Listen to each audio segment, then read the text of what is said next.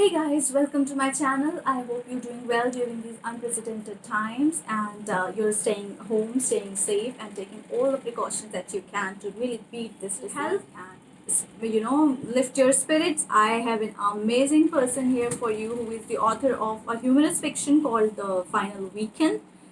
As one as was reading his novel, taking this interview has been even better, and you would know what I mean after you watch it. So, without further ado, let's just get on with our questions. Hi, Neil. Thank you so much for taking this interview with me and giving me an opportunity to ask you the questions that have been boggling me since the time I read The Final Weekend Stone Tale. The first question that I want to ask, and I'm sure my readers would, my audience and readers of your book would love to know, is what moved you to write The Final Weekend Stone Tale? What was the inspiration behind it?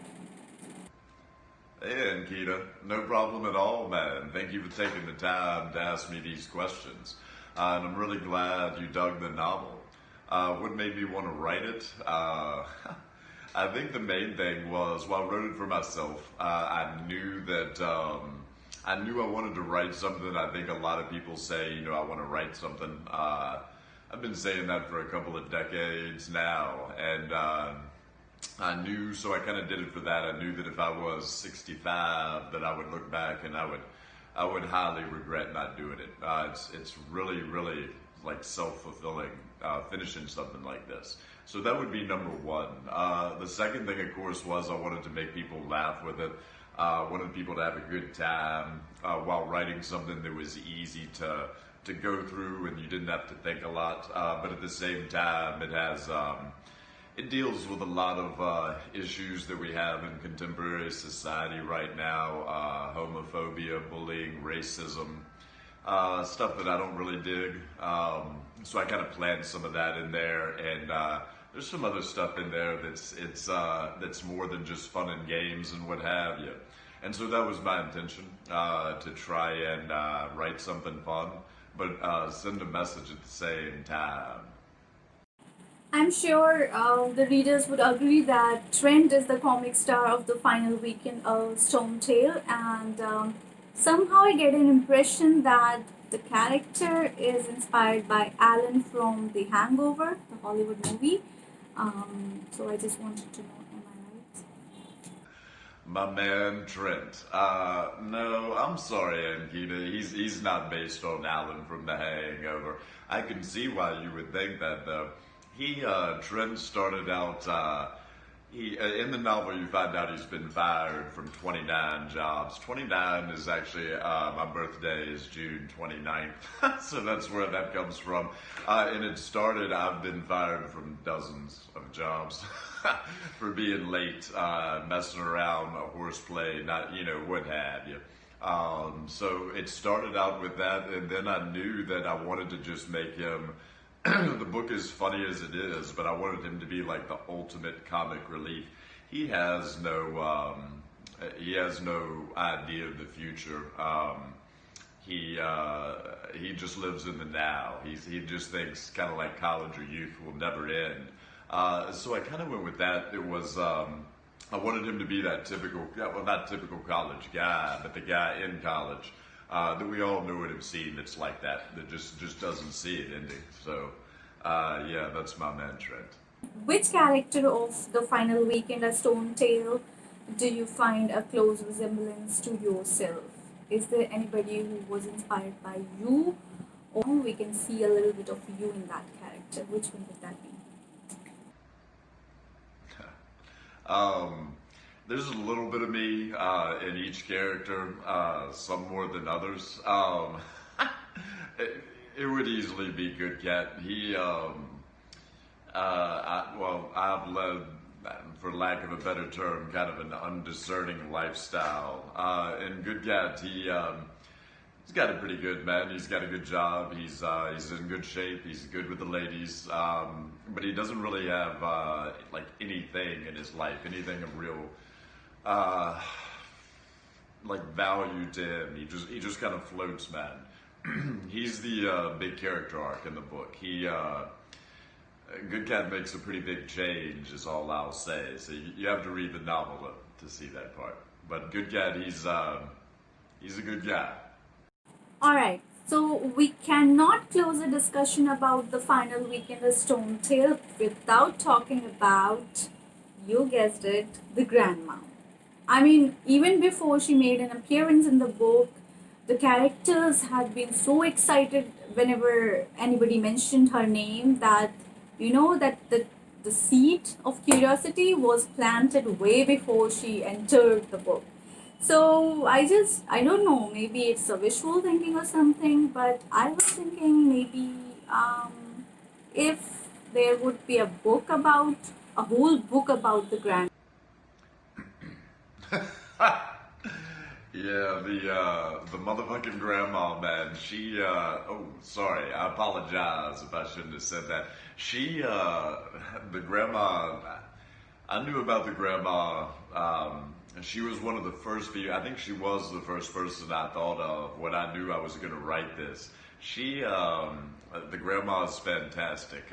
Courtney's grandmother raised her after Courtney's parents died. And yeah, the grandma used to be a hooker. And then she came into Millions, and now she just. The girls, Courtney and Linkling, they catch her in an orgy one time via FaceTime on the phone. That's all I'll say. The grandma's fantastic. No, I don't know about the grandma having her own novel. I'll think about that. I'll put some notes down and see what I can come up with. But yeah, she's a fantastic character.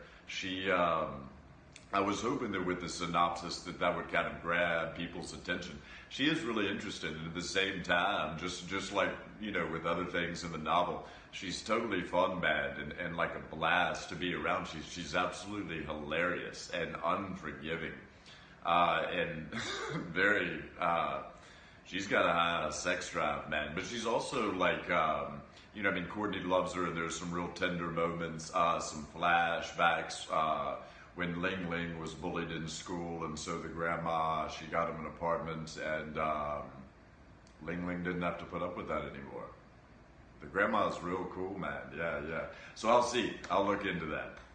So this interview is not just about the final weekend as Stone Tail, although I would have loved doing that. But I'm sure the audience would love to know, and your readers would love to know, who was Neal Cassidy before he became an author. So, do you want to shed some light into that? Who was Neal Cassidy before becoming an author? Oh, before I wrote this, same guy, just not as driven. uh, yeah, man. I mean, the Hurricane Maria hit St. Croix in 2017, September. And that's when I started writing this novel, when that hurricane hit. Prior to that, tennis pro, I skied a lot, competed in big air and slope style competitions.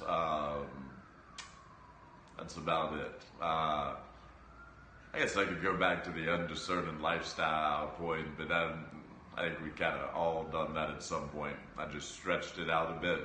But luckily now I'm a lot more focused as far as my time is concerned. And now it pretty much revolves around me and this novel and what I'm writing now.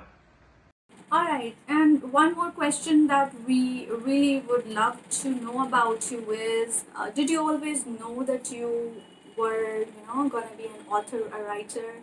Or, I mean, how did you become, how did you choose this path? Did I know I wanted to be an author? No. No. I mean, I might have had thoughts, but not the drive. I was too busy partying, hanging out in my 20s and 30s and early 40s for any of that to come to fruition. So no, not at all. Fleeting thoughts, that's it. What inspired me to write it, though, man, was, if I was 65 and I hadn't, I would not dig that. So the thought of like that regret, yeah. Well, that and weed. I'm sure many budding authors would love to know if you could offer a piece of advice to them. um, any pearl of wisdom, then what would that be for the budding author community? Oh, for inspiring authors, that's easy, man. Read, read, read, write, write, write, and repeat that like 1,000 times. What next are we getting from Neal Cassidy? Is there a book that you're working on? Can we get a sneak peek into the plot of your next project? Something that you can share with with me, the readers of the final weekend, and the audience of this channel. Oh no, I don't mind to say it all. I'm writing the screenplay for this novel right now. And then I have a series of short stories I'm working on. I'm trying to make them kind of like Black Mirror-esque in a way, like you swing in one way or you don't know what's happening. I also have a young adult novel that I'm writing that I'm not going to say anything about. And I also have another one. I finished the outline and I'm writing it now. It has to do with people that go to an island. They don't know each other. And it has to do with the 7 deadly sins. I'll keep it at that. So I want to close this conversation by thanking you once again. It has been really fun working with you and taking this interview. And yeah, good luck with whatever you're working on, your book, the final weekend, and your future endeavors. And thank you.